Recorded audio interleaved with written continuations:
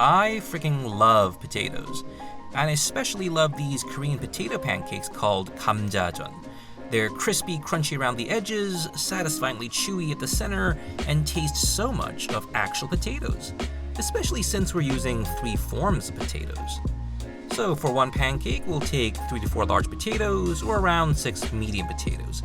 I'm using russets, but any potato of varying starch content will work. I'll show you why. Wash and peel them and get out your grater. Box grater, cheese grater, doesn't matter. I wouldn't use a food processor though. Same reason for not using one for your mashed potatoes. The machine overworks the potato starch and the final product will be too tough and gummy and not deliciously chewy. Grate the potatoes into a mixing bowl. Careful not to hurt your hands there.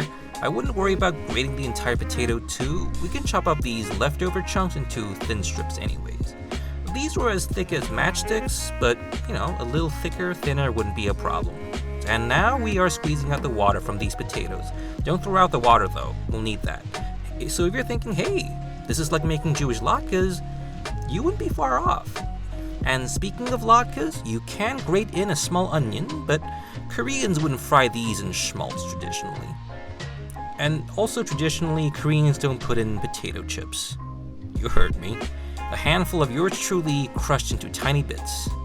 Why? Because some men just like to see the world burn, Monster Wayne. Some men just want to watch the world burn.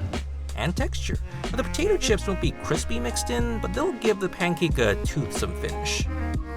Also, this way, the saltiness of the chips can mildly season the pancake without drawing out extra water.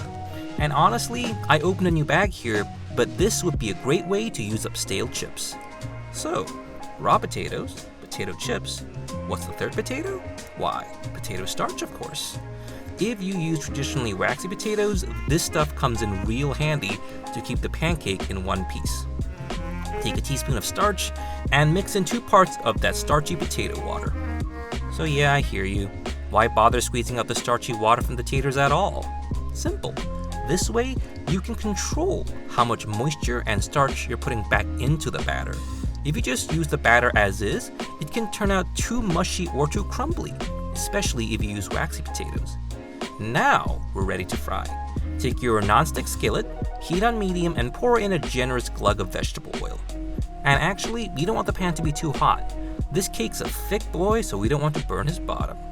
Anyhow, gently scoop the batter in, and maybe don't use hands like me and use a spatula to spread the pancake evenly. What you need now is patience. If it's raw, the batter will be too brittle to flip over. It took me about 3 minutes, but obviously it depends on the stove. When you can raise up the side like that easily, it's good to flip. Wait! As soon as you cook the other side, I'm sprinkling on some coarse salt and a more contemporary twist. That's right, low moisture mozzarella. It provides a different kind of chewiness.